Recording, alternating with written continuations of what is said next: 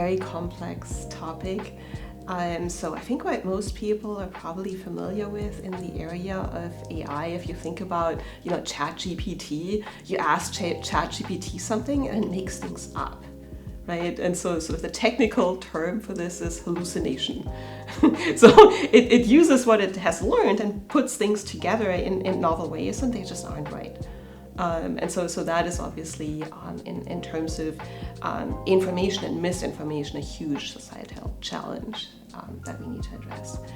In my field, part of this ability of learn the rules but then make new things is actually a strength.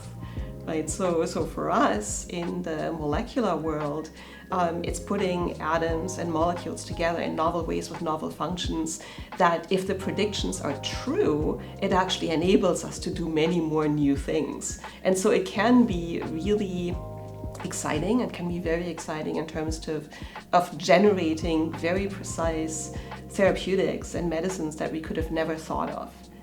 On the flip side, it could also be dual use. So we need to really carefully think about at what point are we, or how do we make sure that the amazing advances that we're developing cannot be used to generate molecular systems that can be very dangerous to humanity.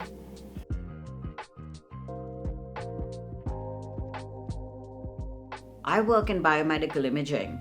And biomedical imaging is extremely technically demanding. It has a lot of information in the biomedical images. These are in 3-dimensional images, in 2-dimensional images, and the information is stored by way of signal intensity variations, textural variations.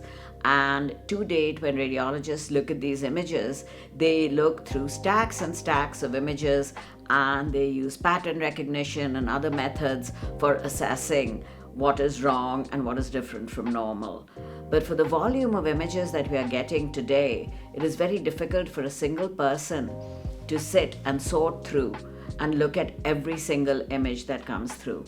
AI, artificial intelligence, gives us the ability to query these images at a very granular level, look at just not differences in signal intensity at an organ level, but more at a pixel level, at a very small granular level, where we can look at relational differences in signal intensities, textures, and pick out subtleties where others might have missed it.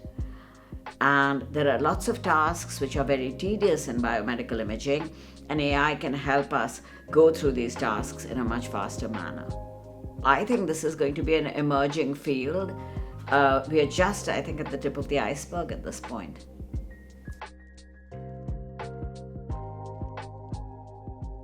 In the context of genomics, which is the one that I know the most because I work on it, AI is having like a driving role into better understanding disease onset, response to treatment, treatment of complex diseases and so on. So I think it's crucial to be able to use it not only as a mean, but also to be able to develop methods that can be discussed together with biologists in order to better be able to treat diseases and better understand their onset, and so prevent the formation of these diseases.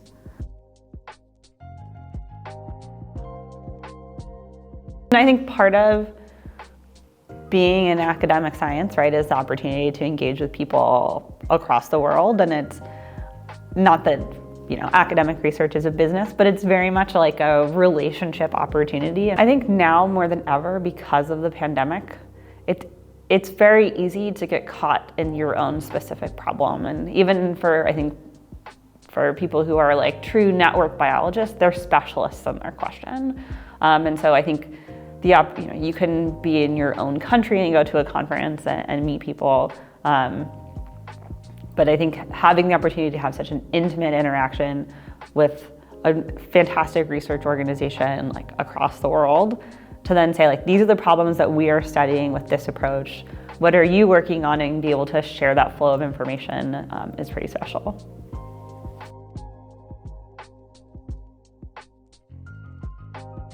So much of their career is based off of networking, right?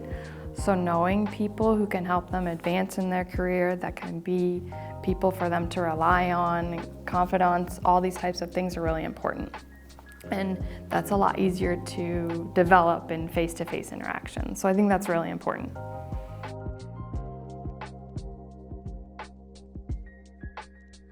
It's often the unexpected connections that trigger the most interesting questions and projects, and those are difficult to have by email or by a homogeneous set of investigators, however you define that, topic, race, etc. And so by bringing people together with diverse topics, backgrounds, etc., you end up having those unusual connections and ideas that really lead to, I think, the breakthrough work.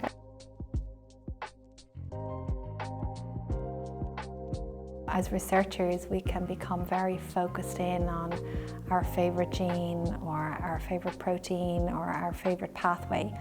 So to be exposed and to get to meet and hear from others working in the space on maybe other cancer types, on other pathways, genes, proteins that you haven't even stopped to think about, or how may relate to what you're doing or coming at the same research question or problem but from a different angle. I think it's a wonderful opportunity to pause, just reflect and really open your mind to other ways that we can tackle this problem.